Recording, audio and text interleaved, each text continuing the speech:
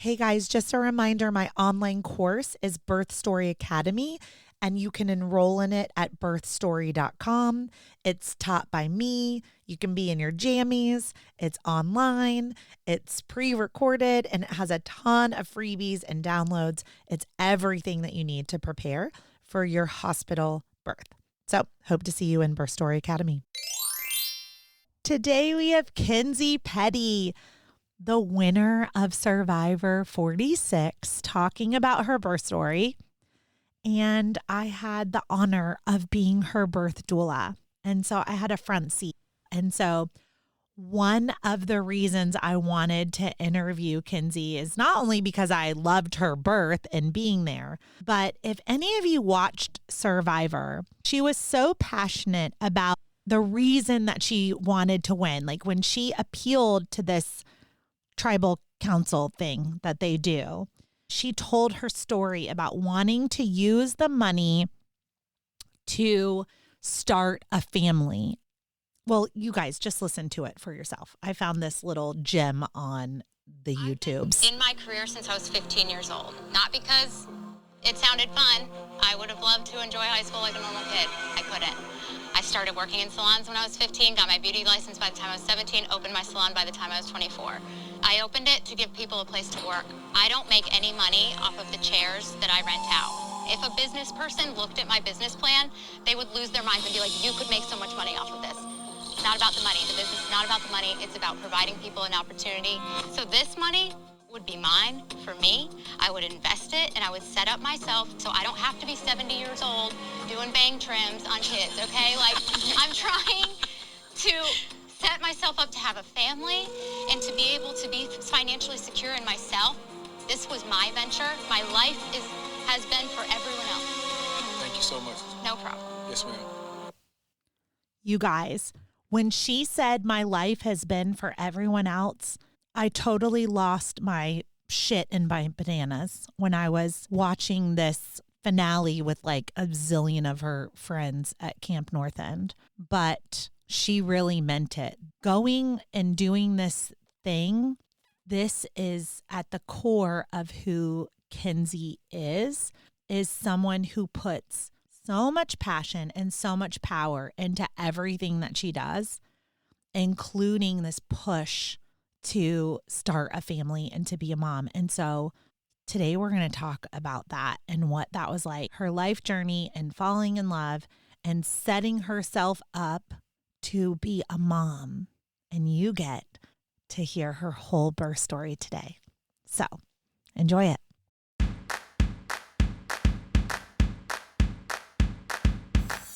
What does a contraction feel like? How do I know if I'm in labor? And what does a day of labor look like? Wait, is this normal?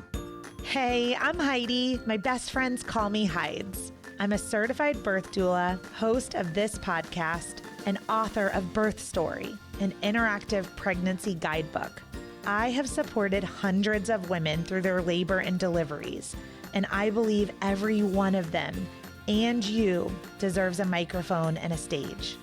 So here we are. Listen each week to get answers to these tough questions. Birth Story, where we talk about pregnancy, labor, deliveries, where we tell our stories and share our feelings. And of course, chat about our favorite baby products and motherhood. And because I'm passionate about birth outcomes, you will hear from some of the top experts in labor and delivery. Whether you are pregnant, trying desperately to get pregnant, or you just love a good birth story, I hope you will stick around and be part of this birth story family. Hey, Kenzie, welcome to the Birth Story Podcast. Hi, Heidi. Thank you so much for having me. I'm so excited. I'm so excited too. You guys, Kenzie's here with her baby Beau. Yeah, you Are you going to talk? to say? Yeah. I'm sure No, he'll just pop up in the middle. Yeah, he's going to show up a little bit here and there. So my kids might also, because it's a snow day, you guys. Let's air quote snow day, meaning there's absolutely no snow, no rain, or no ice, but the city of Charlotte decided to cancel school because it's 37 degrees outside. It says it's supposed to start around 11, so we'll see. Well, yay. Perfect. Maybe we'll have a snow day today. Well, Kenzie, I'm really excited to talk about your birth. Me I too. had the privilege of being there, but there's a lot of other things that I want to talk about that I think as your doula, like we didn't get to. And so I want to kind of start back at the beginning and I want you to share some stories that maybe I don't even know or somebody listening doesn't even know, but Okay, I do love to yap. So yeah. you just tell me what you want to know. I'm an open book. Okay, so I know a little bit of your love story, but I was wanting to go back to like what stage of life were you in? Like where were you when you met Jackson? Like what did that look like? Oh, okay. I was 25. I had been single for a while, living on my own, but I had like always been in a relationship of some kind, and I was like, I'm not going to get in another relationship until I like find someone that I want to like settle down with. And I was like, if I don't find anybody by the time I'm 30, I think I'll just like get knocked up by like a homie and just have my own kids and be a single mom. Like I was like thinking ahead. I was in my Okay. planning era, like my family planning, whatever that was going to look like for me. I knew I wanted to have kids. I just didn't know if I was going to find a partner that was going to be like worthy, you Okay. know? Well, this was one of my questions. So you knew that young that you wanted to be a mom. Yeah, I had spent most of my early 20s like I never want to have kids, and then something clicked in me where I was like, actually, like I think I would be good at this, and I like would feel so fulfilled being a mom. I just don't know if I will find a partner that I want to do that with, so I can just do it on my own. Like that is where I had come to. Okay, I feel like a lot of people go through this, but maybe 10 years later than 25 years old. Well, I've always been You like know? 10 years ahead. Like I feel like I think you are 10 years ahead and I don't even know how old you are. But I how just turned 30. Oh yeah, that's right. I do Yeah. remember you had a big 30 birthday party or something. Yes, I do Yeah. remember that. Okay, because I am 46 and Kenzie, you have this way about you where I think you could just as easily connect with a 99-year-old as a 9-month-old, you know? And so you get trapped into Kenzie world and you're like, I remember thinking as your doula, like, am I coming to this with mom energy, grandma energy, aunt energy, best friend energy, or sister energy, you know? And I think I showed up as maybe all of those pieces at different points. Um, Yeah. yeah, but I think that you have this way about you that Bo will see as he gets older too, that this Oh. this ability to connect with anyone and everyone, wherever they are at. So I Well, think I do love people. I love connecting with people. You know, I'm a salon owner and I've owned my salon since I was 24. I've been doing hair since I was 15. okay, let's go to that too, because that was one of the Okay. stories I wanted to ask you about. How does one do hair at 15? Like at 15, I worked at Baskin Robbins. Well, my high school had like a vocational program. So my junior and senior year, I would take 2 online classes like at high school in the morning and then leave and go to beauty school. And then in the evenings, I assisted a salon owner at night and on the weekends. Okay, listen, I feel like I was just smoking weed and having sex and working at Baskin Robbins while eating ice cream in the freezer where they kept all the ice cream. And you were like starting your career. Yeah. See, I told you 10 years ahead. Always. Wow. Yeah. I hope you live to be like 110 then. Me too. I deserve it, really. I hope you're 10 years ahead and then you're the longest living person on this earth someday. Okay, so that makes a lot of sense to me. I think learning a little bit about like your drive. So that seed was inside of you very young to like take care of yourself, to like go do your thing and to go all in, really. I mean, to be a high schooler and to go that deep into like doing hair at 15, that's big. Who trusted you to do their hair at 15? I'm very charming. Yes, this is true. I'm very This is charming. I true. have clients still that I've had since then. And I was just talking to one of them recently. Her name's Lisa. And I was like, girl, one of your pictures came up on my Instagram from when I first did your hair, and it was awful. And she said, yeah, but you were just so cute. She said, I knew you were going to get better. Oh, everybody has to start somewhere, Right. you know? So, you got to just baffle them with bullshit or whatever that saying is, dazzle them with brilliance. I don't know what the saying is, but I think that's you always just been made my those thing. two up, though. I swear there's something like that, but whatever. I was just, faking it till I made it, and it landed me here. So. Yeah. Okay. So pretty early on, you were on your own then. Like, I'm imagining, like, did you move out of your parents' house if you had the ability to like produce income? I mean, or did you stay home for a while? No, I moved out when I was 18, like Okay. pretty much as soon as I graduated. Okay. And I had a partner, so we moved in together. Okay. Oh, But that goes back to like you said you always had a boyfriend or a girlfriend. Yeah, I don't know, or all the things that they them friend, Sometimes multiples at once, Okay. I dabbled. Ooh. Okay, we won't talk about that on the First Story podcast. But can we have coffee Different one day? podcast. I was like, can we have coffee one day and get into that story? That would be amazing. Okay, so back to Jackson. So fast forward, you are okay. Well, maybe I have a question before Jackson. How do you buy a salon at 24 years old? I'm so confused. So again, you're 10 years ahead. I'm 10 years behind for sure. At this point, I'm thinking at 24 years old, still just having sex and doing other things, not focused at all on owning something. This is incredible. So how did that happen? Well, I knew I had wanted to own a salon, and in my head, I was just like, we'll just put mirrors on the walls and do hair, and I'll be in charge and it'll be great. Like, I really didn't think that hard about it. And long story short, as to how I got it was I had some friends who were artists, and they were like, oh, they're in Camp North End. This was before anything was there. Okay.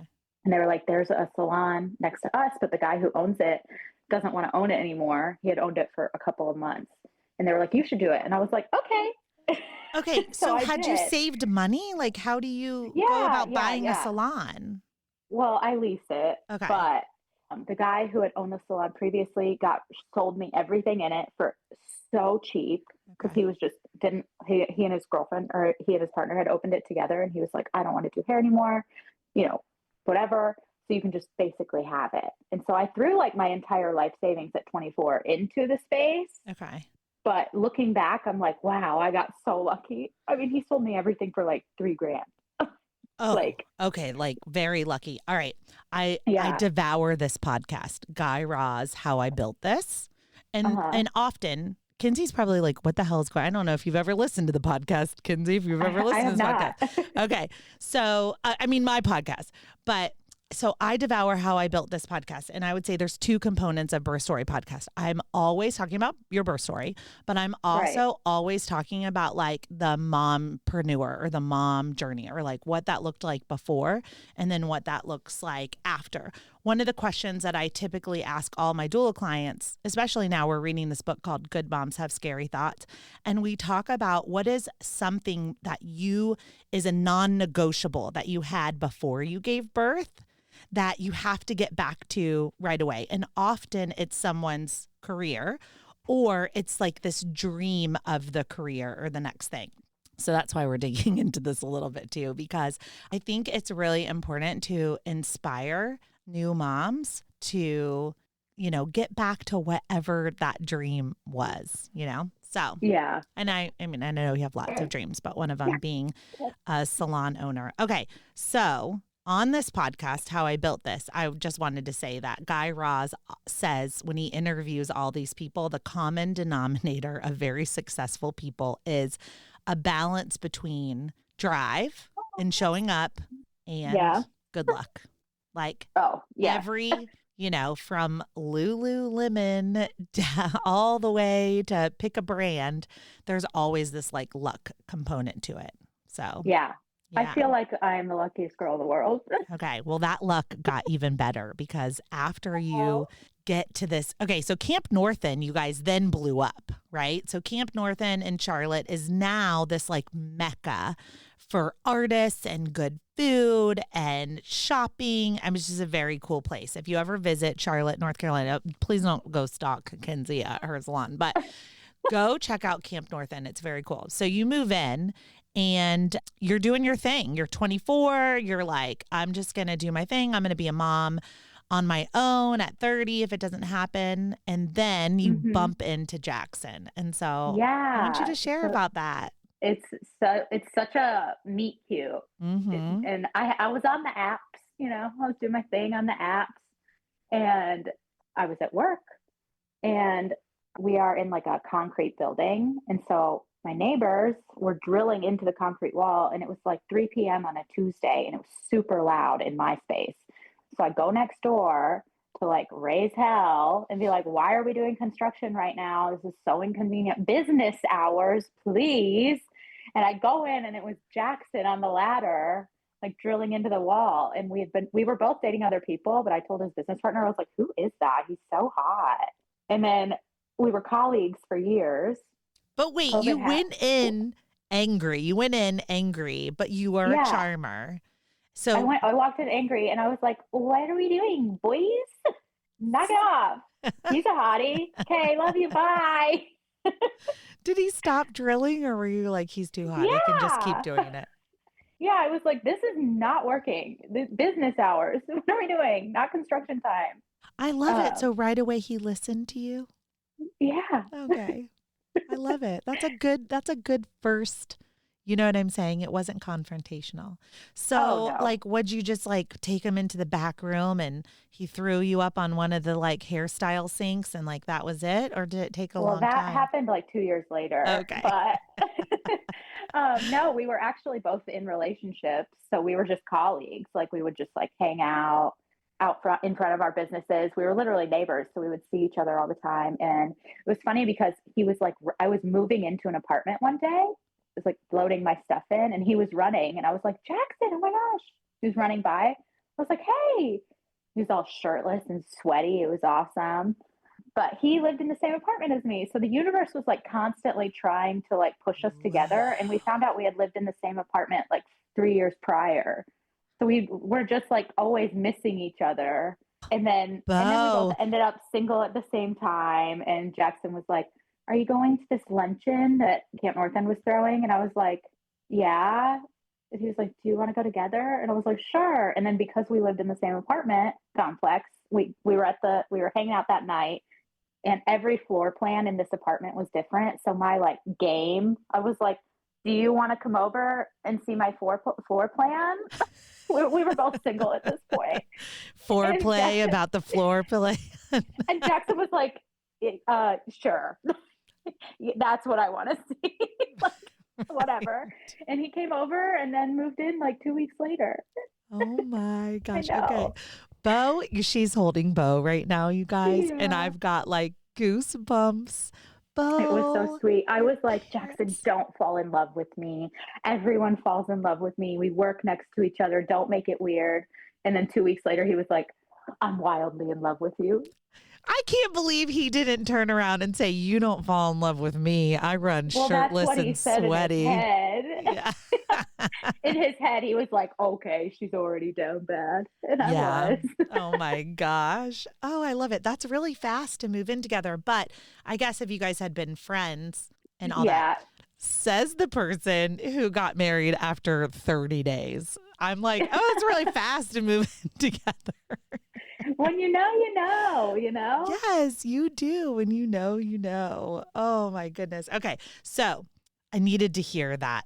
That's a very good meet cute. And I feel like that really was the universe putting you guys into a lot of situations. But timing is a real thing, you know? Okay. So now you're like, what'd you say? You were 25 when you met him?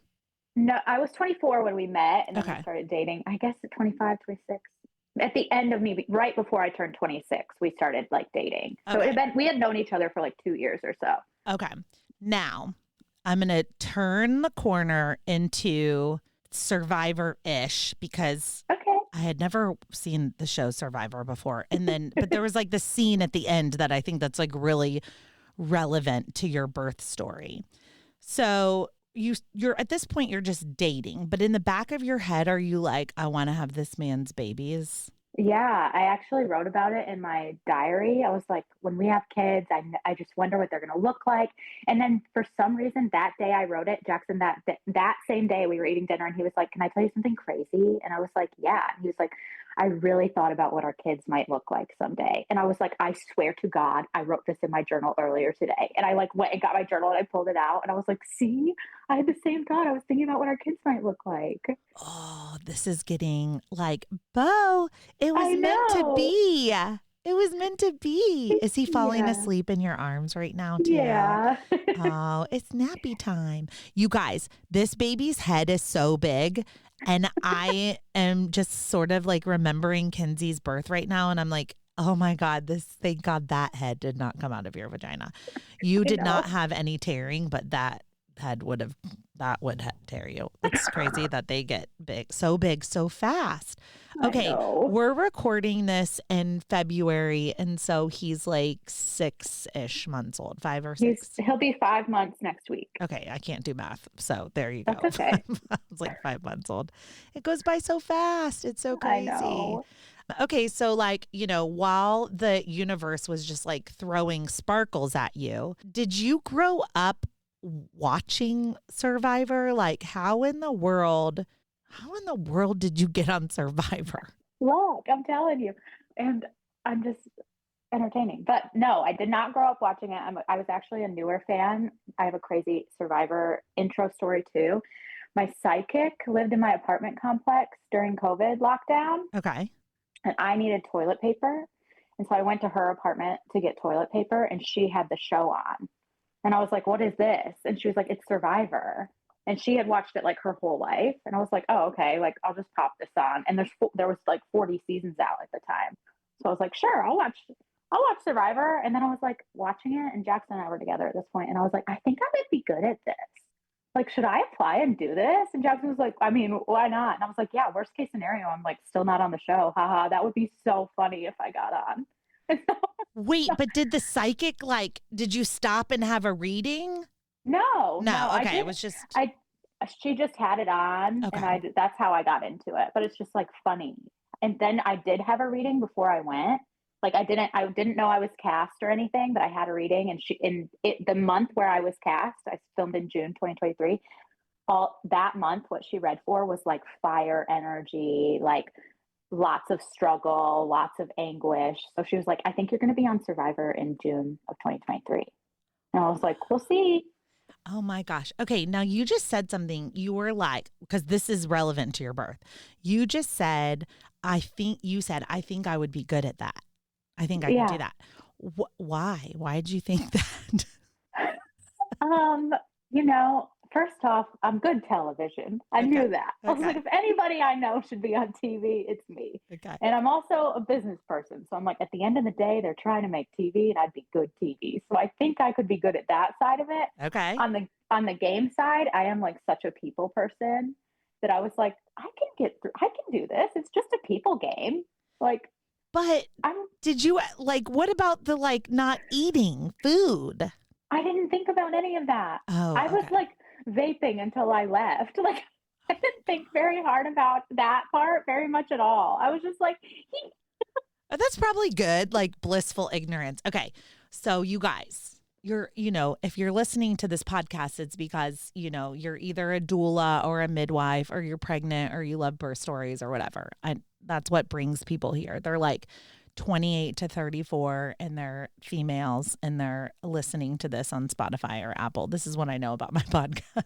Yeah. And but I will say that I have watched exactly 2 seasons now. I did go ahead and watch Kenzie's because I felt like I would get some, maybe some useful information for her birth, which I did. We're going to talk about. Oh, good. And that so that I could be a better doula because I needed to drive some things home. And then I went on to watch some other, whatever was the one right before you or something like that. So nice. I don't know how I made it all these years without having ever watched the show because Kenzie, I think I told you the story too, randomly in 2015 pick a number, 1, 2, 3, whenever this show was coming out. I had a really good friend, Emily, who was like, good TV, super hot, played soccer at Queens. She was constantly just like in a fucking bikini going for like a jog.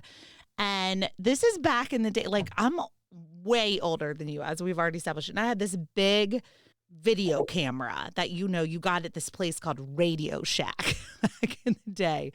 And Emily was like, videotape me. I want to be on this show, Survivor or whatever. And so I videotaped the shit out of her. I followed her around in her bikini, jogging. She was juggling soccer balls and trees. I still had never watched the show. I didn't know. Anyway, point is, Emily gets cast. Did I tell you the story? Yeah. Oh, anyway, Emily gets cast. She flies out to wherever you fly out. And while she's there, she gets a call from anesthesiology school or whatever. And they're like, you've gotten in. And she leaves and she goes to become an anesthesiologist. And Wild. so anyway, I never hear about the word survivor again because I pretty much don't watch TV, you guys. So insert Kenzie into my life. Well, before Kenzie, okay, I have to go backwards because you filmed the show earlier. Okay. So now I have to jump forward and then I'm going to have to go backwards because we meet and then the show comes out. Okay. So insert Kenzie into my life. And you guys, it was kind of a dark time. I had a business partner for 3 or 4 years and suddenly our business was changing. And I didn't know what I was going to do. I didn't know if I was going to be on my own. I didn't know if I was going to have another part. Nothing was figured out, literally nothing. And starting September 1st, I was going to have to be a doula to who knows what. Okay. And then my phone didn't ring. You didn't call me, but you sent a form in or whatever. Yeah. And I think you were the second person, and Jackson was on this Zoom meeting or whatever to be your doula. And I was thinking, oh God, I really hope she hires me because if she hires me, I feel like it would give me the confidence that I can do this on my own. Again, And it was another couple, Ann and Joe. And you guys were interviewing on the same day, now that I think of it. And both of you ended up hiring me. And I was like, okay, the universe has spoken. Like, I'm at peace in my heart. Like, I can just sort of move forward with a different business model. Now, we conducted that interview the way I would have always, because at this point, I don't know who you are, right? I don't think it had been announced that the show was out yet. But because I remember you saying, when were you going to tell your doula you did Survivor? Oh, yeah, that's right. Allowed. That's right. That was right. Maybe it was like a month later. But listen, people in Charlotte knew who you were already because you had a social media following. Okay. So you guys, Kenzie hires me and Jackson's on. And listen, I'm going to tell on you right now. I have her notes from that interview, and it says planned epidural. It says, I believe in Western medicine. There's no reason to be in pain. These are words that came out of your mouth. And I see no reason to not get an epidural. And I'm like, cool. Still believe that, for the record. I think that's still true. It might not be what had happened, but I do see truth in that. Okay.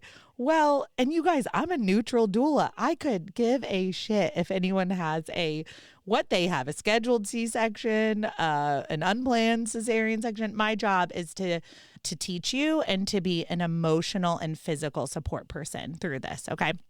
So Kenzie and I have this little chat and I'm like, okay, great. This cute little charming person and her husband, Jackson, are having a baby and they're going to have a planned epidural. I'm like, okay, moving on.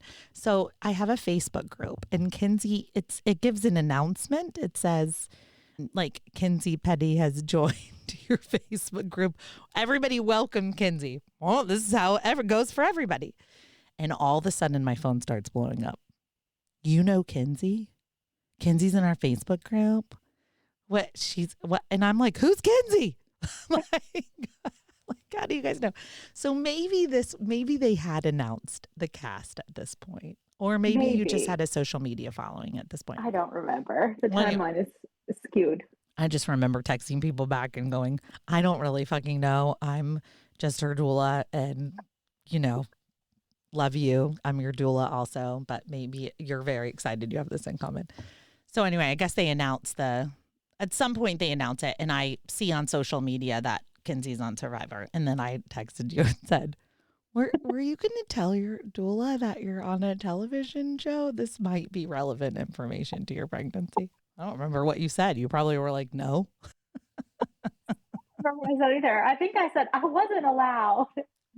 Oh, yeah. I wasn't allowed. That NDA scared me. Yeah. All right. So let's talk about the beginning of your pregnancy then, because the beginning of your pregnancy for everyone was rough and is a little bit rough. But you had this added layer of you found out you were pregnant before the show had been announced. Yeah. And then all eyes on you. So how'd you find out you were pregnant? So Jackson and I had COVID at the beginning of the year.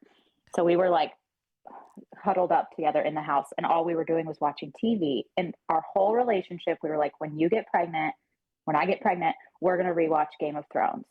Like that was our thing. It was like, we'll have a lot of downtime. We'll do that when you're pregnant. We'll rewatch Game of Thrones. So anyway, we had spent a whole week watching like all this TV. And then Jackson and I were laying in bed, and it was the day I was going back to work. So we were COVID free. We had just gotten done watching all this TV. I was going back to work from being sick, and he rolled over and put his arm over me in bed to like big spoon me, and it brushed my boobs, and my boobs hurt really bad, which never happens to me now when I get my period, nothing. It was just like a very new sensation. And I was like, am I pregnant? That's crazy. So I went and took a test, which like I've taken pregnancy tests throughout my life to make sure I'm not pregnant. You know what I mean? And I was like, let me take one and see if I am. And then it came up, and I was like, oh shit. Were you alone I'm in the pregnant. bathroom, or did you like pull Jackson to go pee with you? No, I didn't even tell Jackson I was doing it because I just assumed I wasn't going to be. You know what I mean? We hadn't been trying for long at all. My period had just come back from the show. So I was like, it's probably going to take a while for my cycle to regulate for me to even get pregnant. Is that because you had to starve yourself? Yeah. I didn't get my period for like months. So like the first month my period came back, we got pregnant, which was very lucky. I'm very, very grateful, but I was not expecting it at all because I thought my cycle was going to have to like keep regulating a little bit. So anyway, I was in there by myself and turns up pregnant, and I came in our room and I said, it was also raining really bad. And I was like, will you drive me to work? And Jackson said no. And then I went and took the pregnancy test and came back. And I was like, sucks we didn't watch Game of Thrones while we were sick. And Jackson was like, well, you're not pregnant. And I just like looked at him, and he was like, wait, really? I was like, yeah. And he was like, okay, I'll drive you to work. But oh my God. So you got pregnant while you had COVID? Yeah. The week before, like, I guess. Oh, the week before. Yeah. But I was a lot sicker than Jackson. And I'm like, maybe it's because I was freshly incubating. Freshly pregnant. Yeah. I bet he has like immunity like you would never believe I hope COVID. So. Also like a keyword for Survivor, right? Immunity. Isn't that a thing? Yeah. See, now I'm forgetting because I watched it so long ago. That's okay. That does make sense, though, that you would have been way more sick. I never heard this conception story. Oh, this is so fun. Okay. Now, this is an educational podcast. So now I want you to tell everybody, like, then what happened from there? How was that first trimester? I was very sick first trimester. I was like throwing up constantly. I really couldn't keep much down. I was very tired. But I think a lot of that, looking back, was also anxiety mixed in with the show coming out. Because when I get anxious, I get really nauseous. So the two together, I was just a disaster. It was so bad. Yeah. So now we all know you won Survivor. But spoiler at alert. that time, oh, sorry if nobody has ever seen the show. It's okay. Shit. It came out two seasons ago. It's okay. Well, but I did win. Yeah. I was like, but you did win. But you couldn't tell anybody. So that is, do you think that's where the anxiety came from? Is like, I think so. Okay. I was really worried about like breaking my NDA or it getting out and me not getting the money because I knew I needed the money. Okay. Like that's the part of the reason why I even like chose to start our family when we did, because I was like, oh, we are like financially in a much better place now. So like, let's go ahead and start our family. So I was really anxious about it getting out and me not getting the money. Yeah. So I was like locked up. And I'm such an open book that keeping a secret like that for a year was like destroying me on the inside. Okay. And now partnered with first trimester. Yeah. It was a lot. So you're worried about so much, you know. It was like you like worried about something going wrong and with the baby, worried about something going wrong with the show. Like, how am I going to come across on the show? Like, it was just so much worry in that time. And then I felt guilty because I wanted to be so happy, and I was, but I was so anxious. Were you worried you were going to miscarry? Yeah, I think a lot of people go through that worry, but yeah. I don't know anybody who doesn't. I was just like, thinking, right. I don't know. Well, one day you guys, Kenzie, I don't know if you called me or texted me or something, but you were having a really bad day. And it wasn't that early on. It was like 19 weeks, 18 weeks or something. It was, well, I had a anterior placenta. What did I have? Yeah, on the front side. Yeah. Yeah. So I couldn't feel him moving until I was like 22, 23 weeks. Mm-hmm. And I think it was like halfway through the season, and I couldn't feel him moving. And I was just like, I'm freaking out. Like, I feel like something's wrong with him. I don't know. Like, I can't feel him moving. What is happening? I was just overwhelmed with like anxiety and emotion, having like a breakdown. And I was like, I'm just going to call Heidi. Like, I feel like she should be here like, for this. And I'm such a person who handles most things like fine. Like, I can usually like logically look at like what I'm feeling and be like, okay, this is why, like, let's feel them. Let's feel our feelings and move on. But that day I was like, I need to call in recruitment. Yeah. Yeah. But I feel like I wanted to tell this story because it's so normal between, like, I'd say 16 and 26 weeks. That's the window where people typically start feeling consistent movements, right? And much later if it's an anterior placenta, which is think your belly button, you guys. So think like the front side of your uterus compared to the back side of your uterus. Your placenta can also implant low, like across your cervix. That sucks when that happens. It's called placenta previa, or on the top part of your uterus also. But Kenzie's was on the front part. I would just say that I get a lot of phone calls like the one that Kenzie got that sent to me that day, or sent me a phone call. I mean, Jesus Christ. Whatever you did. I think you sent me a telegram. Yeah, on this thing called an iPhone. And so I am used to this. And I found that one of the things that brings comfort is being able to listen to the baby and listen to the heartbeat when you're not feeling consistent fetal movements. Not for everybody. Sometimes that causes more anxiety. Sometimes it quells anxiety. But I just felt like maybe Kenzie needed a hug. Like this where I was showing up more like with that grandma energy. I think like the Moana grandma, that comes with her big stingray tattoo. So I'm just like showing up as Moana grandma and seeing if I can. That's actually a really good analogy. It was very warm. Of like infusing something. So anyway, so I came over with the Doppler and we just listened to Bo. And I think that was really comforting for you. So I left the Doppler with Kenzie because I was like, listen, you just listen to him whenever you need to listen to him. But I will say what was interesting to me from a psychology perspective is it was a Wednesday. And that was the day that each new episode came out.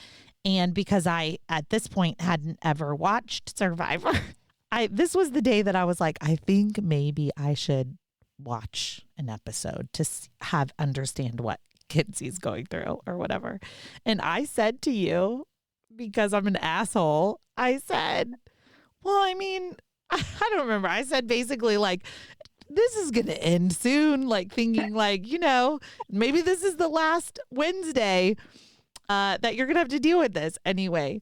And I would just like to say you did not break your NDA, even, I don't know if there's anybody, but like, even though your healthcare providers are responsible for this thing called HIPAA, like, so even if you had disclosed, I think to a healthcare provider, is that allowed? Can you tell? I don't know. I didn't. Okay. I was locked up. Yeah. Okay. So anyway, Kenzie didn't say anything, but you just started crying when I was like, and then I was thinking, oh, she gets voted off today. That's why she's so upset. This is literally what I thought that day. And I thought, great, tomorrow it will be all over for her. You know what I mean? Like she's getting voted off. Just like, I have 8 more weeks.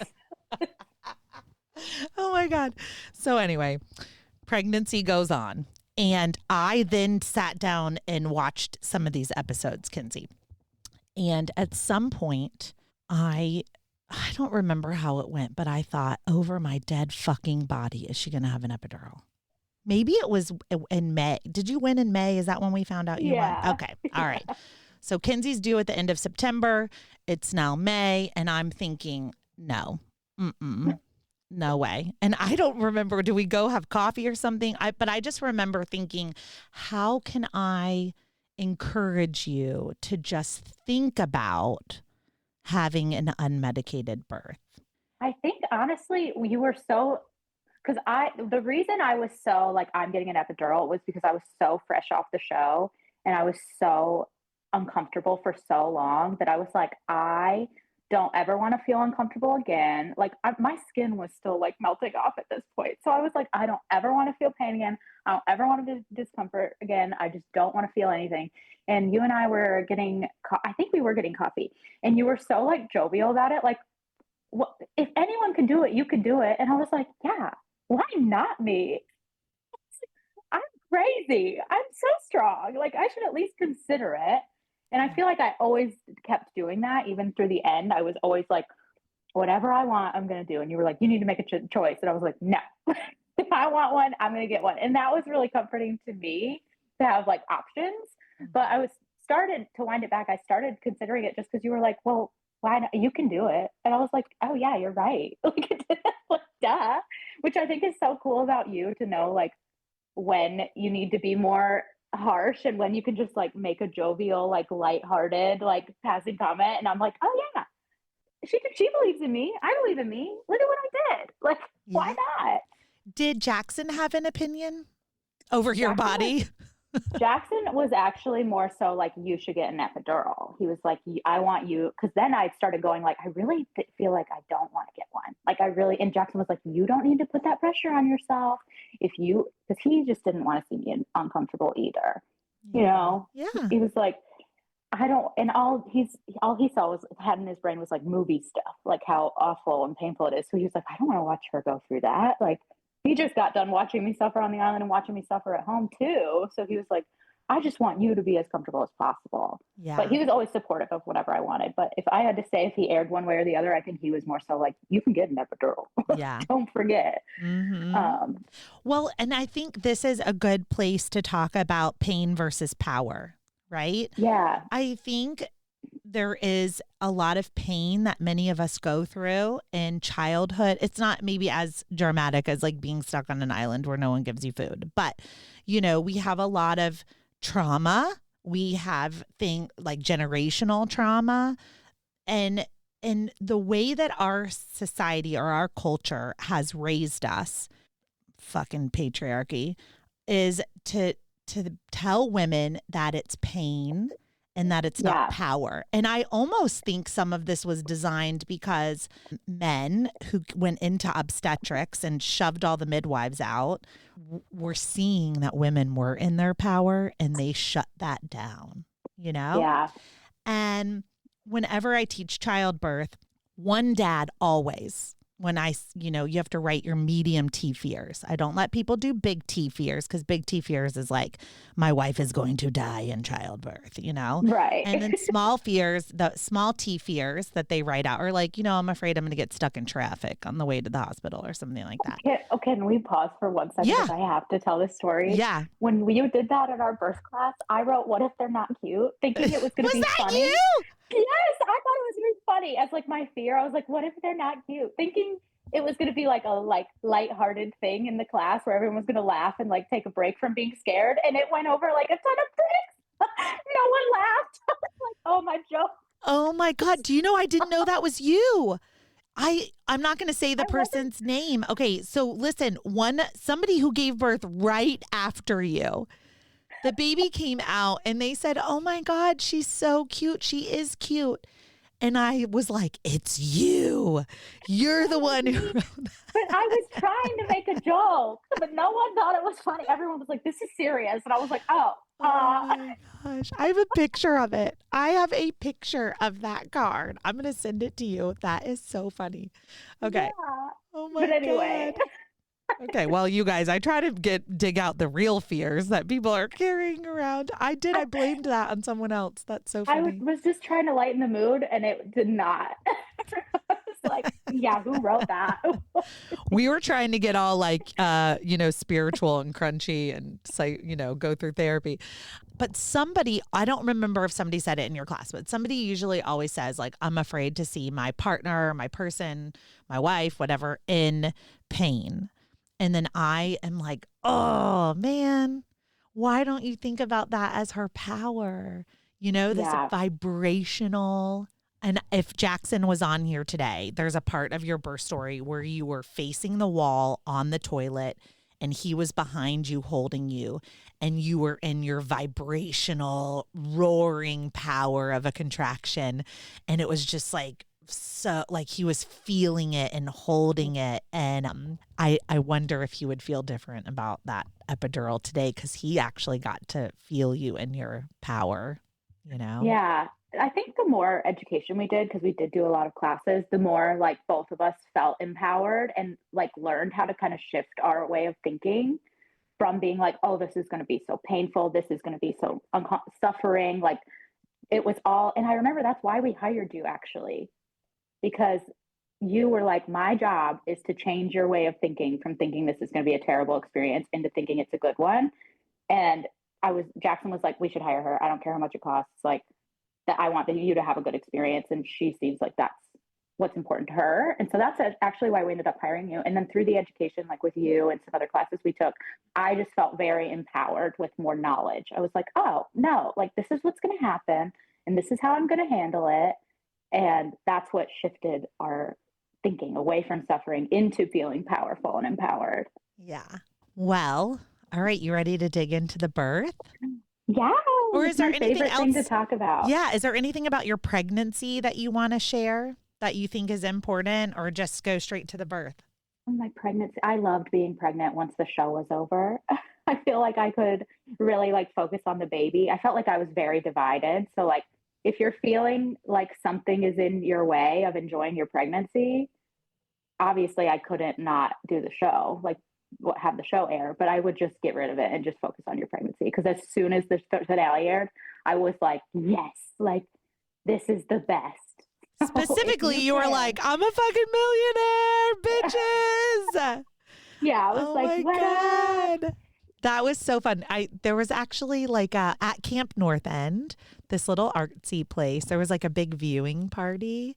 And some of my other doula clients were going and they were like, you should come and support Kenzie. And I was like, yeah, I should. And I just, we watched the finale. And so nobody knew what was going to happen, And then Liz, when she came to help you in that episode, and you never know what they cut out or whatever. I mean, our whole picnic table was just bawling. I know. And I think that was like the first moment where we were like, oh shit, she's going to fucking win this thing. You know what I mean? It was so cool when you stood up with Jackson and your cute little overalls and you had this sweet little bump with Bo. I know. And you were like, you stood up and you were like, I'm a millionaire. And I was like, yes, go Kenzie, go. It was awesome. So you think when you woke up the next morning, it felt freeing? Oh, 100%. I was like, yes, time to be pregnant. I was 23 weeks. I'll never forget it. Because I was like, I'll be a little over halfway and then I can enjoy the last half and just focus on me and my baby. Yeah. So you mentioned that you did a lot of childbirth education, but what are some other things that you did thinking back to have a healthy pregnancy or to prepare for birth? Prepare for birth. Oh, I did everything that Birth Story Academy told me to do. I did all of it. I did the yoga. I did acupuncture. I did chiropractic. I like really drank a lot of water. I was just really prioritizing like my health in every way, shape, and form. Mm-hmm. Yeah, I feel like part of most doulas, and including mine, is a program or a roadmap that says, these are the things that we know that will help you have a good experience. And like, Kenzie, you checked off every single thing. Check, check, check. It's like, if you tell Kenzie what to do, like in order, she's like, I'm going to do it all. A+ student. I am an overachiever. It's true. I don't think you missed a yoga class. Like I was like, yes, get it, girl. This is amazing. What about Jackson? Do you think the education just really helped him too? Because I know he did his own yoga and things like that. But what do you think he would say? I think so. I think 100%. We took a in-person, like holistic birthing class where it was very hands-on. And then he felt like he had the tools to support me, which I think is very helpful for any partner because it's like, well, what am I supposed to do? Like, you're doing everything. How can I help you? And it's like, he just needed to be told what to do. And then he was like, okay, I got this. Yeah. So I think that was really helpful. And he did get this because, spoiler alert, Jackson Petty caught his son, Bo. It was so cool. It was so cool. Okay.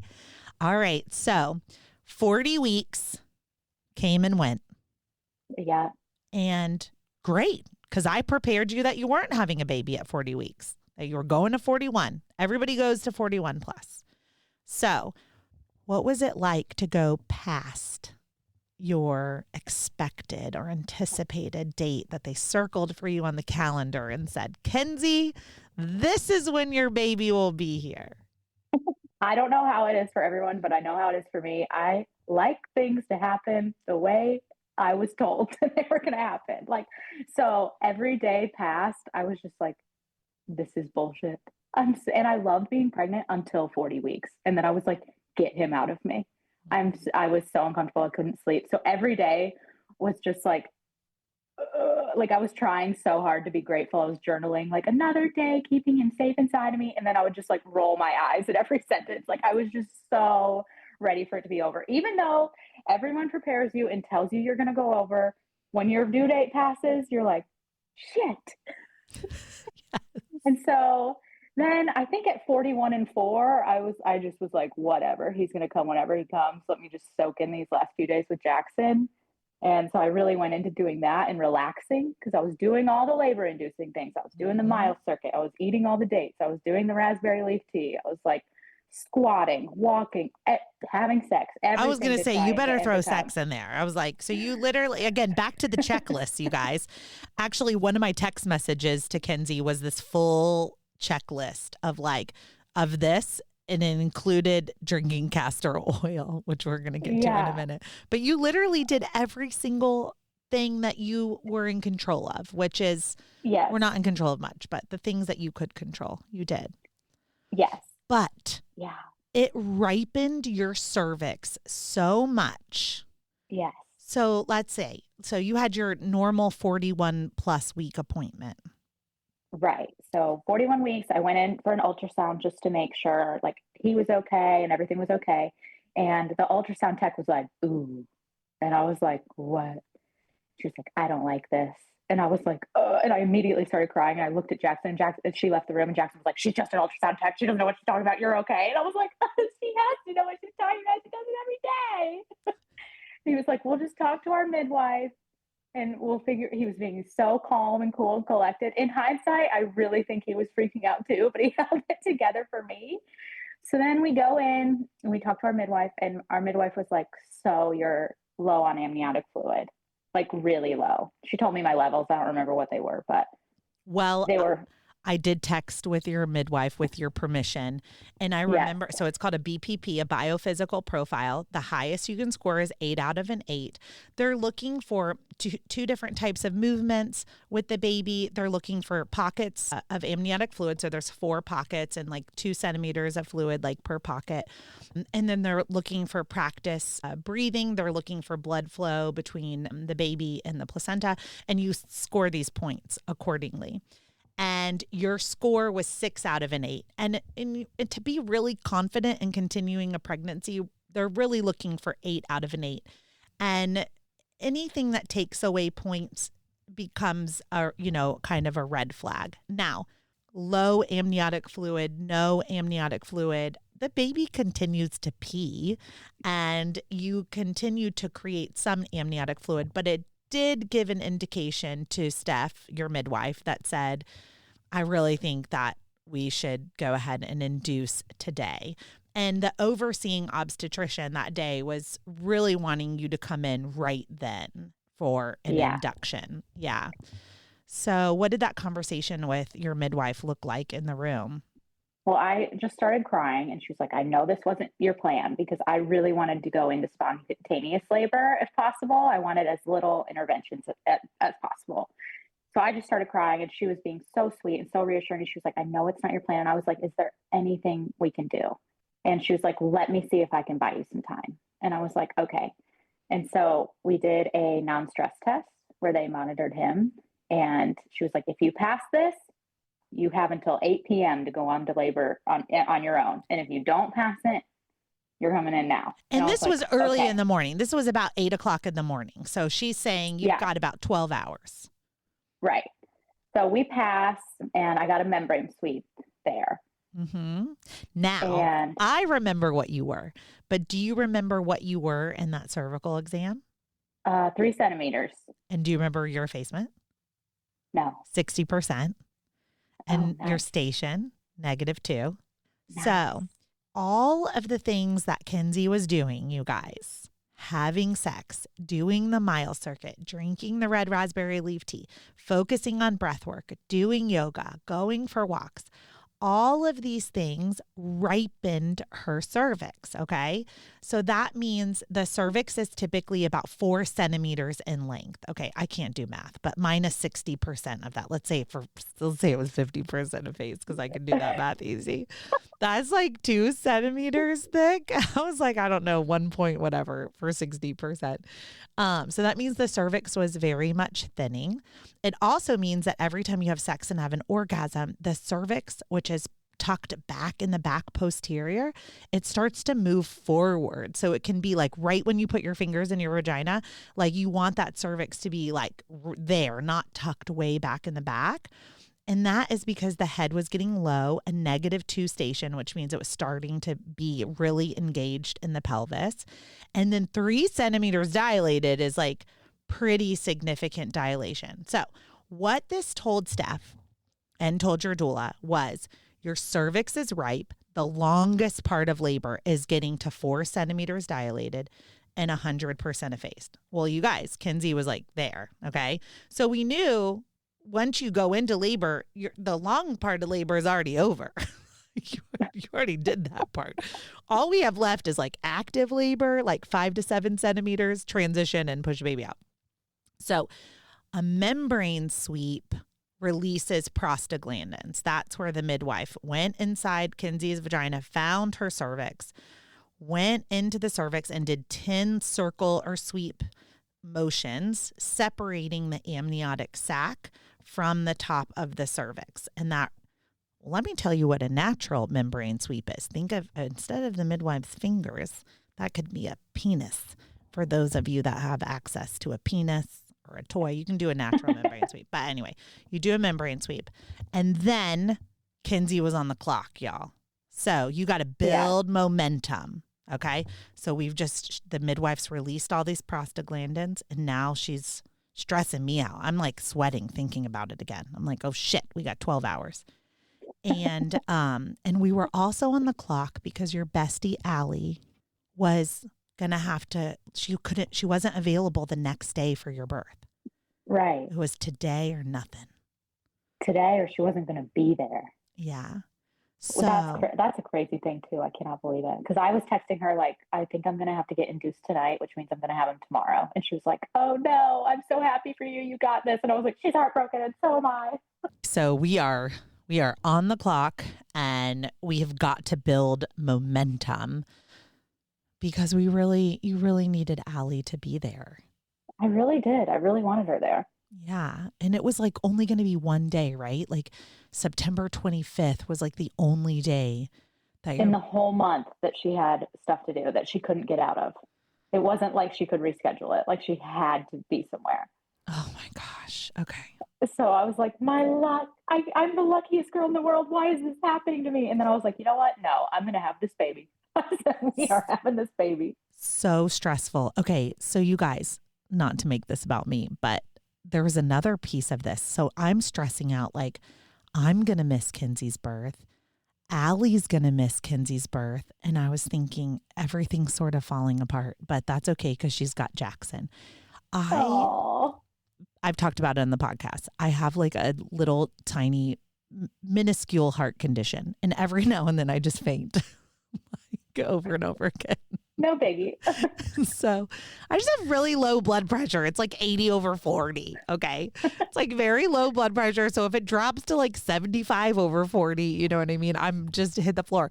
Well, so 2 days before on September 22nd, like whatever, I fucking fainted. I think I was like on the Peloton or something, you know, and I was dehydrated. I fainted and they hospitalized me. Like they wouldn't let me go. And I was like, oh God, Kenzie's due. She's like 41 plus. And this hospital is like, sorry, you can't leave. We got to monitor you. And I was like, oh my God, I'm fine. I just fainted. So I'm like not telling Kenzie this because don't want to stress her out. You know what I mean? Like, but I'm thinking, please don't go into labor. Please don't go into labor. So literally at 8:00 in the morning on the 24th, the hospital is like, okay, you're fine. You can go. And I'm like, oh my God, this is perfect timing. But it was just Allie that I was like, okay, now we got to get Allie here somehow. So I texted with the midwife because she's allows me to do that sometimes. And everyone loves you. And so we kind of came up with a plan that you were going to do the midwives brew, have sex, do all the things. Okay. So you leave.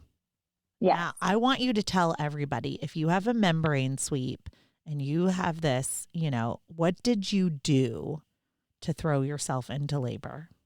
So we left. I had the membrane sweep, which was not as bad as I thought it was going to be. Everyone said it was super painful. I honestly was not even as bad as a pap smear for me. So if you're listening to this and you're scared, it wasn't that bad for me.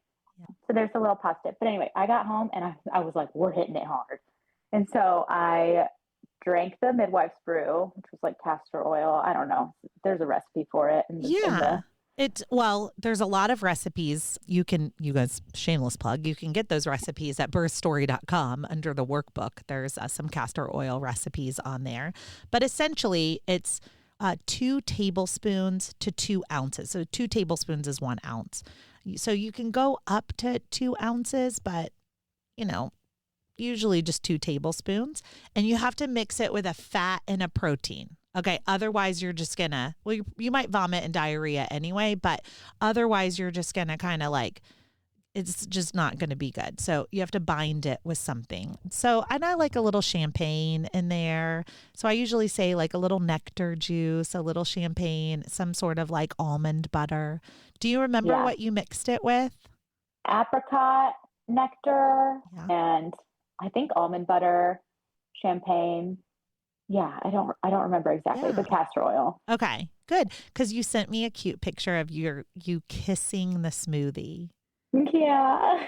At like maybe 11 a.m.? Yeah, I would say. Yeah, something like that. I think that's about when we got home. So I drank that and then we went on a long walk. We came home, had like the most business transaction sex of my life. I was like, we have to do this. And Jackson was like freaking out just at the situation. I was like, buckle up, buddy. Figure it out. Yeah. I was like, I can just come in for the end game, like whatever you need to do. But we got it done. I was there for the whole thing, not just the end game. But anyway, what else did we do? Long walk. We were doing the mile circuit. What else did I do? You did an enema? Yeah. I did an enema. That's right. I had never done one before. Yeah. Cool. And I think some red raspberry leaf tea. Yeah. Yeah. The basics. And I was, throughout my pregnancy, this is a side note, but I did a lot of meditating. That was very helpful. And like practicing being uncomfortable, like getting into a headspace. Yeah. Because that's what I think will help me further into this story. That's what helped a lot. But anyway, around like 12:30, I think, I started having some cramps and I texted you and I was like, what's the difference between castor oil and labor? Yeah. And I said length, right? Like when you are in active labor, the contractions are close together. They're strong. They're 2 to 3 minutes apart. They're really strong. They take all your focus, but they're also really long, more than 60 seconds long. Castor oil contractions tend to be like kind of painful and crampy, but they're more like 45 seconds long. And they may be very not rhythmic. It might be 2 minutes, 5 minutes, 7 minutes, But right away, your cramping was very rhythmic. It wasn't castor oil sporadic. Right. But I was like, there's no way I'm in labor this quick. So Jackson was like, hey, I've got to run an errand. He wasn't expecting to have a baby today. So he's like, I've got to run to the studio, his photo studio at camp. Are you good? And I was like, I'm fine. Go ahead. And I was texting you just hee hee, I'm doing good, whatever. So Jackson ran to the studio. And by the time he got home, I was like something in that half an hour, changed. And Jackson was reading my text to you. And he was like, this is not how you're feeling. And I was like, well, not anymore. I was texting her that I was fine, and now I'm not. So the next thing I get is a text message from Jackson, and I have my notes here in front of me, but I'm not even going to look at them. I think it was around 2 p.m. ish, yeah. And where Jackson sort of took over. Now, you guys, when somebody who's laboring is texting and sending me emojis or whatever, I'm probably not taking you that serious. I'm whatever, you're in early labor. And I'm thinking, I knew based on Kenzie's vaginal exam, we probably had 12 hours or less because again, the first 12 hours were already done because she was already 360 -2. So I was like, okay, whenever this kicks in, we're probably 12 hours or less. It's not going to be a really long time, but when it actually flips over, who knows? So when Jackson started texting me, I was like, oh shit, she is in labor. You know what I mean? When the partners have to take over. So I'm like, we need to FaceTime here. Yeah. Do you even remember FaceTiming me?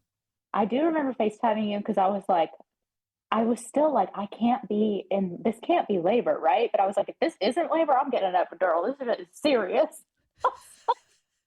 Guys, this is serious. If you start thinking about an epidural, you are definitely in labor. Yeah. Well, that is castor oil does not make you want to have an epidural. Well, I didn't know. I was like, damn, castor oil is rocking my world right now. I still was like, I don't think I'm in labor. Were you having any bloody show when you wiped from the membrane sweep too? Was any bloody mucus coming out? Very little, very light, the end of your period. Okay. But something. Yeah. Yeah. Yeah. It was pink. Yeah. Okay. So Jackson FaceTimes me and this is the picture. Maybe you had clothes on. I don't even know. But Kenzie's over the toilet vomiting. Yes. And Jackson's behind her. And I'm like, oh shit, you're really in labor, but sweet Kenzie, you were still, the contraction would end and you stopped vomiting. And then you would look up and you're like, hi, I'm doing this, maybe still in a little bit of denial at that point, I will say. Yeah. Because at this point, I was like, just let me know when you need me. I can come over whenever. And you were kind of we'll let you know. But I think there was still a component of there's no way this could be going this fast.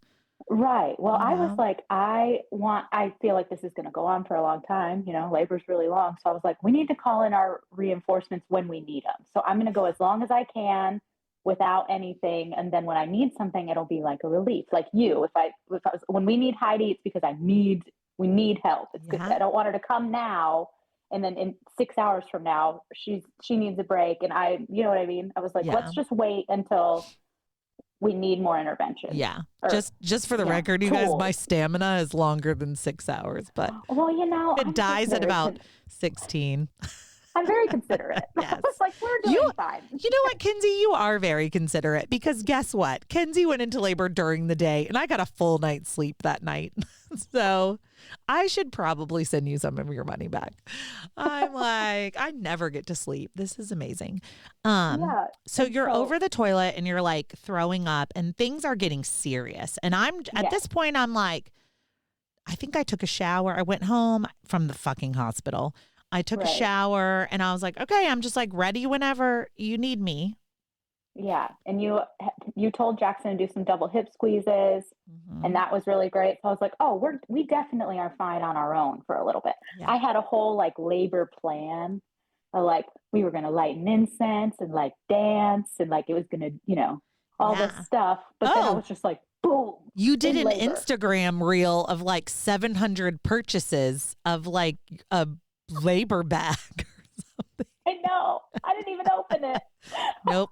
I had all these Too late. visions of like a very long, like, what's the predominal labor? Is that the beginning? Prodromal. Yeah. That's where you like, Prodromal labor? yeah. Prodromal labor is where you like, you think you're in labor every day for like 4 hours and then it dies out. And then the next Yeah. day you're in labor, so yeah. So I never had that, but that was still where I was at. So I remember at the end of that FaceTime, you were like, you're in active labor. And I was like, well, it's time to do all our stuff. Like, we got to cram it all in. Somebody give me an essential oil. Throw me the dry brush. One plot twist, we lit the incense and I immediately said, it's too strong. Get it out of here. And so then at that point, I was like, okay, I'm in labor. And we did double hip squeezes. And Jackson and I were like, he was massaging me at home. I was like, he took some really beautiful pictures of me laboring, which are just like so special. I'll have to send them to you. But it was serious business. And then we were laying in bed and something about the contraction was very different. Like it was like, and Jackson was like, I need to start timing your contractions. I was like, I don't care what you do, like, whatever. And so something about this one was very different. And then we heard like a rubber band snap and my water broke at home. And I was like, oh, I'm not going to have to get in this. And it was awesome. Well, and what I want people to hear is Kenzie was told that she had no amniotic fluid, and then a puddle of amniotic fluid somehow showed up on the floor twice. Yeah. Yeah. And it was all clear and all good. I was like, oh, yes, it's happening. Yes. Beautiful. Very important. That was my first text message to Jackson was like, is it clear? Right? Like we just wanted to make sure there wasn't, meconium. I'm a very stay at home as long as you can doula. I like to labor at home and deliver babies at the hospital if somebody's versus laboring at the hospital. And so if water breaks, I'm just like, cool. If there's not meconium, if there is meconium, still cool. No big deal. But maybe let's go check on the baby and find out that the meconium is just because you're post-date and not because baby's stressed out about something. But when it's clear, I'm like, okay, cool, stay at home. And and for about 15 minutes, you and Jackson were on that page, stay at home page after your water broke. Yeah. But then I was like, something in me was like, I think we should go. We should start going. And it's a good thing I got us going. Hell yeah, that intuition is fierce. Yeah. But because it was like a movie, like me, I couldn't even walk to the car in my driveway. Like I was having to stop and have a contraction. If any of our neighbors were outside, they definitely heard me having contractions and they were like, she's finally having that baby. There was no denying it. So Jackson drove our car up to our front door for me to just get in. You guys, this is hilarious because their front yard is not very big. Like, no, it's so small. But when when the baby is that low, I mean, the walk from a front door to a driveway could feel like infinity. It did. So I finally get my 41 weeks pregnant ass in the front seat of the car, which took a long time. And Jackson's like, I don't know where my phone is. And I was like, well, go. He was like, it's fine. I don't need it. I was like, Jackson, your firstborn son is about to be born. If there's ever a time in the world you're going to want your cell phone, it's probably now. Mm-hmm. And it just felt like even when you're giving birth, your husband is still going to be your husband. You know what I mean? I was just like, this is so comical. It felt like a sitcom. Like I'm sitting there having contractions in the car and he's looking for his phone. I know, but they get nervous too. I know. And he really did he was very like, she needs all of her essential oils. She needs all of her crystals. Like she wanted all this stuff. So he was very, and I had it all. I didn't use any of it, but it was there. So I will give him credit. He did gather all of my things, all of my trinkets. Just eventually got his phone. And we drove to the hospital. That also felt like a movie. It was like, I had probably had like 5 contractions in the like 10-minute drive to the hospital. Oh, yeah. He texted me and said we were 4 minutes apart and they have escalated very quickly to 2 minutes apart. And I was Yeah. like, oh, yeah, here we go. Were you using like that oh shit bar, like the handle? Oh, yeah. Okay. Yeah. And I was like, anyone who's in the car next to me is going to be like, what's happening? And you It had was, no problem being primal, right? Like you weren't holding any sounds inside. Like you were just no. letting it rip and fly, Yeah. which that helps relax your pelvic floor. That helps release so that the baby can come down. I made it to the Yeah. hospital before you guys because I live a little bit closer, and I was literally standing. You had your eyes closed, so you wouldn't know this. I was standing. There's a place that says mothers in labor, and there was one parking spot left. And I was just Oh, standing in it with all my bags. And I'm like watching people pull in, and I'm like, sorry, you know, this parking spot is taken, even though they're not here yet. I don't think anybody in labor actually drove by me. I wasn't sure, but I was just like, every time a car pulled up, I would be like, look down, and I'm you like, were like, oh, I'm so sorry, sorry. sorry, I'm taking up this whole spot. And then I saw you guys turn in and come in, and you guys, Kenzie, you were roaring, and you're Yeah. I couldn't even. I took a video of you guys pulling in, and you're just like eyes closed, reared back, like in it, and I was like, Yeah. fuck, we're about to have a baby. Yeah. Honestly, that was when I started getting in my rhythm. I was like, I've got to be in a rhythm before we get to the hospital because I don't want it to mess it up. So I'm just going to like stay, like whatever I need to do to like release to this experience, like I'm going to do it here where I'm comfortable, and hopefully that will carry me over into the hospital. Mm-hmm. So I was just like, whatever, if I'm going to be yelling and screaming, a bunch of strangers are going to see me anyway, so we might as well do it in the parking lot too. Was kind of my thought. I was like, this is my time, I'm giving birth to my baby, so I'm just going to feel it wherever I am. Yeah. Do you remember Jackson talking to you at all, like in the car ride? Was he quiet? um I think he was just like, you're doing great. Like, this is almost over. Like, you got this. He's a great cheerleader, like, the whole time. Mm-hmm. Yeah. I mean, Jackson's just the best. He's just Yeah. so sweet. Do you even remember like getting out of the car and getting into a room?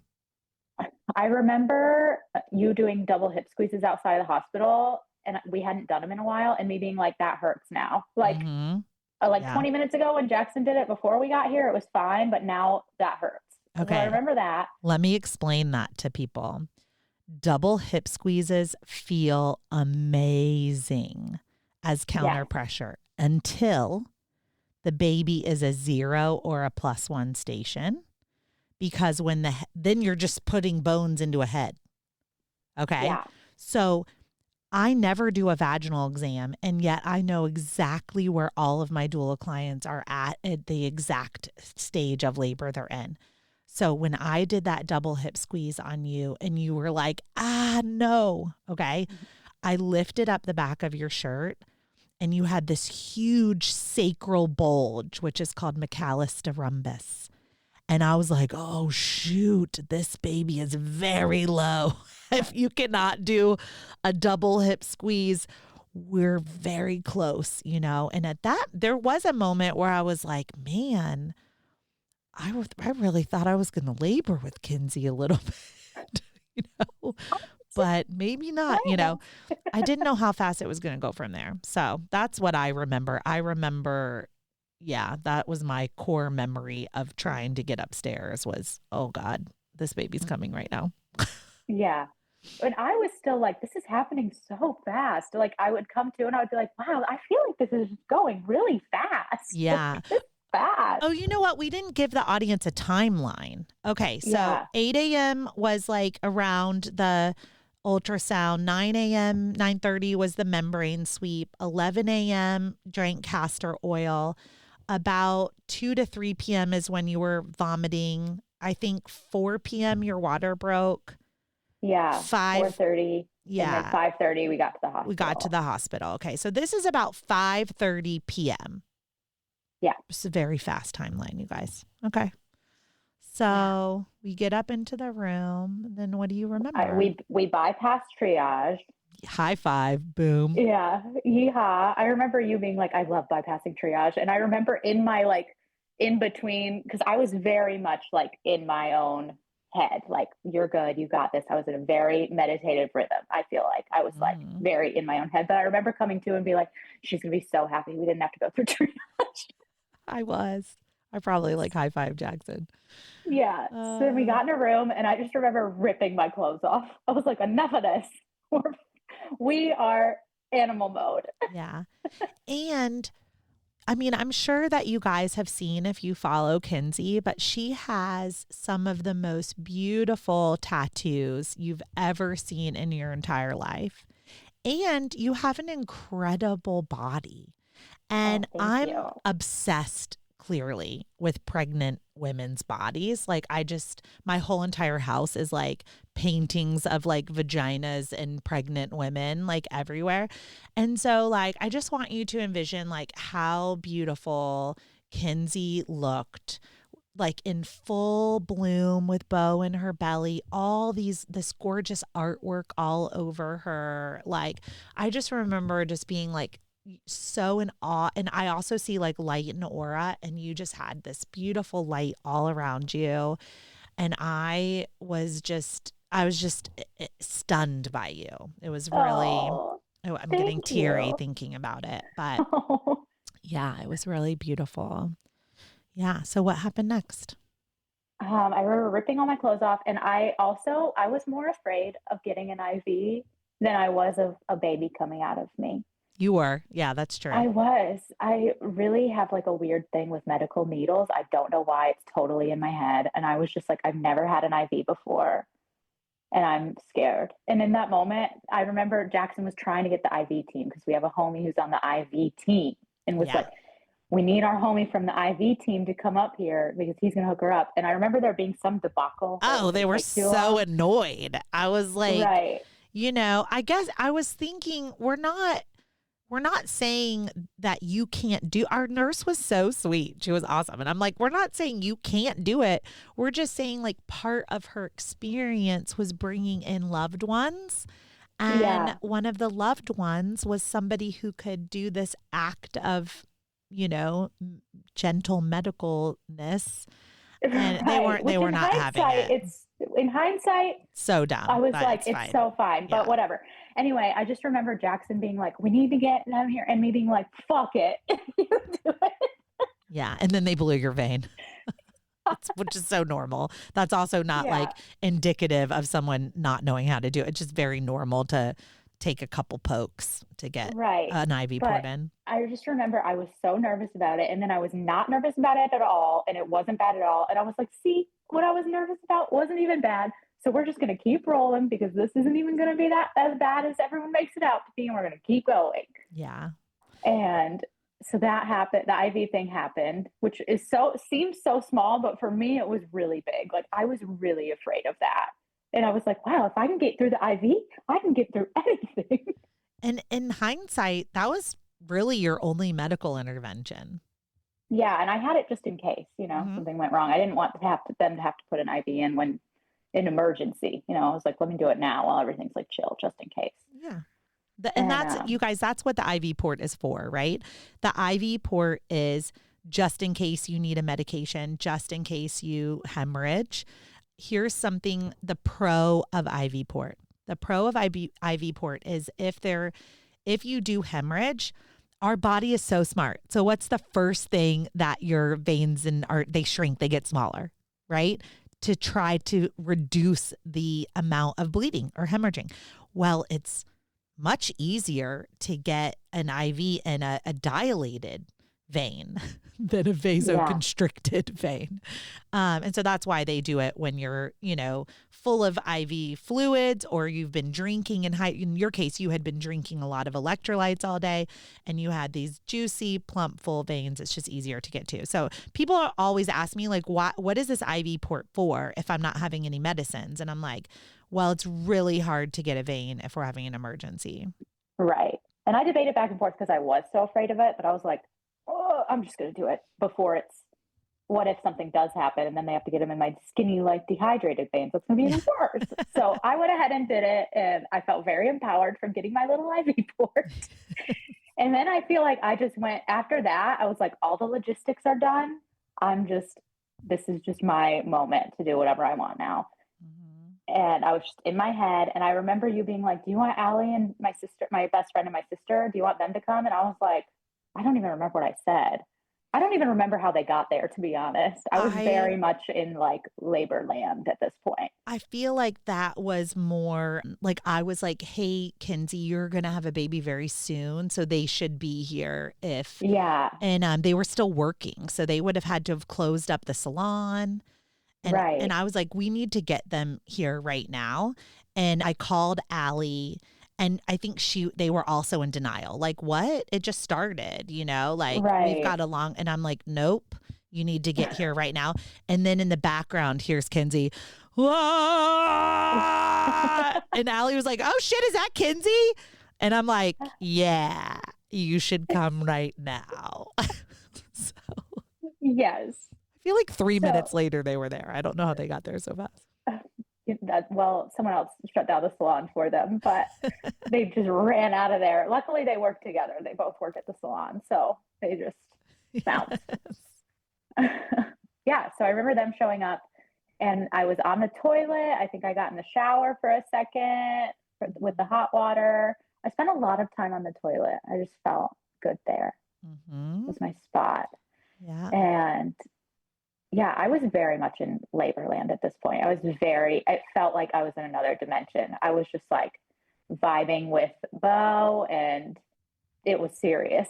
I was like, oh my gosh, this is wild. But I felt like I had a good self-talk going on. I was like, you're okay. You got this. Like you probably have more insight of like what it was really like. But in my head, I was like in space. Yeah. I mean, I think in my notes it says, and this is where we lost Kenzie. Like you kind of went from like you said, the logistics, doing what you needed to do. And then you turned inward. And that's when I kind of knew, oh, she's probably going into transition, because we would say something to you like, you are safe. And you would repeat back, I am safe. And then we would say like, you're doing a great job. And you would say, I'm doing a great job. So you were doing your own affirmations too, but then you would repeat back anything we said to you. You would repeat back as a positive affirmation to yourself. It was pretty cool. We were playing beautiful chorus. Yeah, the music was good. Yeah, the music and I were like transcendental. Yeah, beautiful chorus was like a really good soundtrack for you. And at this point, we did just try to make the environment. Jackson and I had set up some candles, and we did use some essential oils and all this. And then rookie move on my part. I've been a doula for 22 years, but I still gave you a red popsicle. I liked it. I know, but red is not rookie? The best color for people who are throwing up, because then. Well, I didn't look at it. Oh my God. No, but you're like, I'm like, the medical team's like, she's throwing up blood. And I'm like, nope, I gave her a fucking red popsicle. That's all that is. That is a red popsicle, not blood. Stop stressing out. So no, but you labored beautifully in the shower, and Jackson would just rub your back and massage I felt like it was really beautiful, because Jackson was able to be the lead partner for you. And I felt like my role was just sort of like guiding, like, let's try this, and then letting Jackson take over. Yeah. And Allie was just crying the whole time. She just walked in the door crying. She never stopped crying, but it was so evident how much love that you had. Your sister was this quiet, calm presence, but I think she was just, I don't know, it seemed like she was like very overwhelmed by what was happening. She's not into babies at all. Oh my gosh, she was the quiet one. That was like, she brought like the tender, soft energy to the room. We call her the keeper of the cold rag, because she just had a cold rag that she just put on me. That was really helpful. Yes. Shout out the labor combs also. I thought that was so dumb before I went into labor. I was like, this is stupid. Like, I guess it's because I do hair, so I'm with combs all day, every day. They're literally hair combs. Literally But hair combs.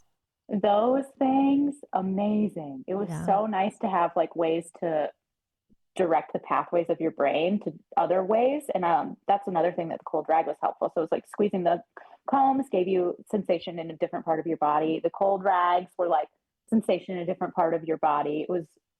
That was helpful to kind of just have a sensory experience going on and have other things to focus on. You did great. And eventually you were done with the bathroom.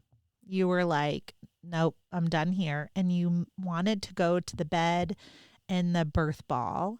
And I just have this memory of your sister and your best friend and Jackson just in a circle around you. And I was kind of on the front side. And it just looked like this orbit of love.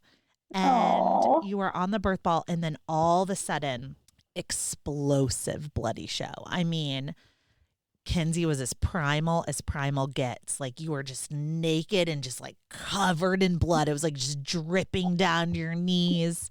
It was so and cool. I was like, pretty sure your cervix just dilated to 10. Nice. Yeah, I didn't know all of that was coming out of me. But when we're talking about having a doula with our friends now, Jackson is always like, she's so worth it, because when that happened, Jackson was like, she just stood there and was like, that's normal.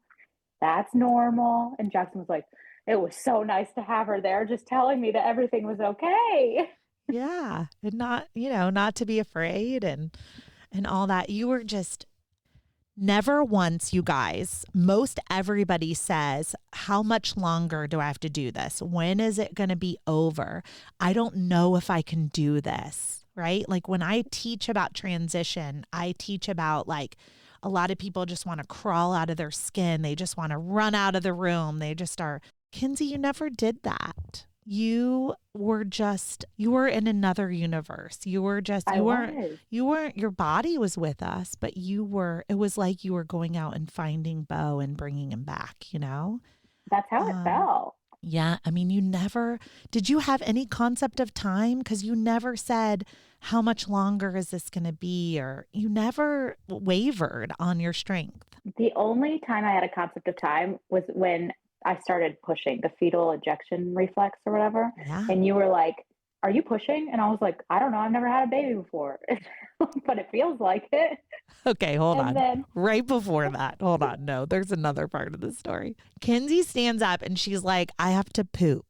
And I was like, no, you do not have to poop. There's no such thing as pooping when you're 10 centimeters dilated. I said, you are welcome to go to the toilet. That's what I said. You can go to the toilet and you could try. Go for it. But that's a head. I said, that's a head trying to come out of your butthole is what that feels like. So you did. You got up and you went to the bathroom. You went back to the toilet. Do you remember that? No, but oh my God. So funny. And then the contraction hit and she roared. I mean, you were so primal. You were vibrational. I mean, you were glory. I mean, it was pure magic in that room. Yeah. I definitely surrendered to the experience, which I had practiced, and I was like, whatever train we're on, I'm on it. And that was so helpful to just completely surrender, which is so not my usual. Like, I'm pretty go with the flow, but I like to know what's going on. And I was just like, goodbye. I'm in the ether now. And I feel like not every client do I say to them, maybe you should consider an unmedicated birth, right? Maybe you should put that on the table. Maybe you should make space for that. But everything that you experience, I knew was a portal of possibility for you that would grow you in new ways. And I'm really glad that you entertained, and not only entertained it, but you did it. But you did get up and go to the toilet and were like, I have to poop. And then the hilarious part was the contraction hit and you suddenly forget you have to poop because, you're busy with a baby coming down. But you did pee, which is critical. So the bladder is next to the head. And if the bladder is full, the head can't fully descend down, and it increases your risk of hemorrhaging. So emptying the bladder is like very, very important. So I do love that your instincts brought you to a release. You like maybe thought it was a release of poop, which it wasn't, but you did empty your bladder fully, which was really cool. And then you came back out of the bathroom, and that's when you had that fetal ejection reflex. I think when you got your bladder empty on the toilet, his head just dropped a little bit further to that +1, +2 station. Yeah. And that's when you started to push at the peak. That was about 8 p.m. Yeah. And then I don't remember if it was you or the midwife who was like, all right, time to push. And I was like, the baby out? I feel like this is really fast. Like that was the only time that time like really came into my mind. Yeah. So I was like, wait, already? I feel like I haven't been here this long. And that was closer to like 8:30 p.m. when she said that, because you were pushing at the peaks and pushing at the peaks and getting him lower and lower. And the midwife actually wasn't in the room. She had to go do something else. And she said, Heidi, text me if she's pushing, you know? Yeah. Meaning you're pushing from the start to the finish. You're pushing your baby out or whatever. So I think I called her or I texted her, gave her a telegram. I think I sent her a telegram. Morse code down the hospital. Exactly. Like maybe 8:15, 8:20-ish, somewhere around in there. And because I could tell like your perineum started to bulge. I had a little, you wouldn't know this, I had a little flashlight out. And we were going back and forth between hands and knees, your side. And I had this cloth out that I was having you pull up on. So we were kind of playing tug of war to get a little bit more power. And then your perineum started to bulge. And I was like, oop, okay, midwife needs to be in here. So shout out to your amazing midwife. This one was Dr. Alex. So Dr. Alex came in and yeah, you were ready to go. Now, again, something that would be from my perspective, when I was watching you labor, you kept naturally moving your left forward first. So left lunge, your left foot was always a little bit ahead. So you were pushing on your side, and it was kind of like I could see his head was kind of doing this rocking, you know, it'd bulge your perineum and then go right back in and bulge your perineum. So I said, flip over on your hands and knees and put your left leg up in like runner's lunge. Yeah. And boom, that did it. 2 pushes and he was crowning. And, I do remember that. Yeah. So what did that feel like? Honestly, relief. There was a ton of pressure, and I would say it was uncomfortable, but also so relieving. I was like, okay, we're at the end game now. And I just remember looking at Jackson and saying, this is serious business, and everyone in the room cracking up. And I was like, I still got it. Yes. Still funny. And so I was like, I was just so grateful to be surrounded by so much love and like lighthearted energy. And then when he started crowning, I was like, okay, we're almost there. Like, this is a relief. Like, pushing was very nice, I would say. And I will say it was either there or on the toilet. I don't remember where, but you had one of the loudest, most magnificent contractions where you were screaming. You were like screaming, and it ended. And you go, that wasn't that bad. And we were all like, 30 seconds ago, Kenzie wouldn't have said that, I don't think, or whatever. You were really riding the waves of like intensity, and then it would end and you would fully be like in your rest, like, rock on. This is so easy, you know? The head's like coming out and you're like, no problems here. Well, that kind of did happen because I started pushing and his head got stuck, remember? Well, didn't get stuck. My contraction ended. So in our birthing class, you talked about, what's it called? Restitution. Yeah.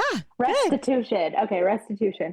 And we watched some videos of it and I was like, that's so cool. Like, that's such a cool thing that happens. And you can explain like what that is for people who don't know. I was going to say, like, everyone right now is like, what in the world? So Kenzie pushed Bo's head out. Okay. And the way that the babies come out is OA, occiput anterior, facing the tailbone. But then restitution is when the contraction ends and the head is out, but the body is still inside the body, right? And then the babies will rotate either to the right or to the left in restitution during the break time. And that's how they're rotating to get one shoulder, like the shoulders squared up, so that then the shoulders can be delivered on the next contraction. So Bo's head pops out. And let me tell you that Jackson is right there because he's going to catch. Yeah. And he's right there waiting. And Bo is just sort of like, hey. What's up? Did you feel that he was like half in and half out? Yeah. Well, he stopped mid forehead at first. And then Alex was like, can you push like on your own? Because that's where my contraction ended, was at his forehead. And I was like, what? Like without a contraction? And she was like, yeah. And I was just like, sure. And I just gave a little push and then his head went fully out. And that's when I felt it. Because when his forehead was stuck, I was like, oh my. And then when I pushed it out to like under his chin to his neck, I was like, oh, okay. This isn't that bad. The forehead out is like what they call ring of fire. Yeah. So that's where he decided to stop at first. But Alex was like, just do a little on your own. And I was like, okay. And I pushed out the rest of his head. And then, I felt it was so cool because he was in this like liminal space between the world and me. And he was like, I just want to get my bearings real quick before I, make my way all the way. And I thought, I don't know. It was just so cool because we had watched that video and I was like, that's so cool. Like, I think that's such a cool birth story. And then it happened to me and Jackson was like, your manifestation is insane. Like the fact you said that was cool and then it happened. Yeah, it really is. And then the next surge started. And when I say you roared your baby out, like, I mean, the intensity in which you can push the strength inside of you is just unbelievable. And he just gracefully really came into Jackson's arms. I know. I love that the first person he got to touch was his dad. So sweet. I know. And then Jackson just sort of gently lifted. Oh, actually, he had the umbilical cord wrapped around his neck very loosely. And Jackson just untangled the umbilical cord and that's so awesome. Lifted him up to you. In the you guys, the midwife is right there. I don't want you to think like, there's no medical team. At this particular hospital and with this midwifery team, they're very much, we're here if you need us, but we trust that you and your body and your partner know what you're doing also. So the midwife was literally standing right with Jackson just in case the baby or Jackson needed help. But Jackson was like, I got this. And, he did. And then this next part is probably my favorite part of your birth story. Do you remember? Oh, really? Next? Yeah. Well, he wasn't really crying. And I was like, what do we do? Like, what's happening? And I put my mouth on his mouth and sucked out the amniotic fluid from his lungs. Yeah. And his nose.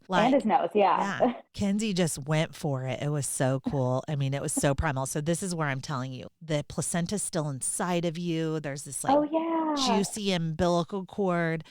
There's just blood everywhere. Jackson's got blood on him.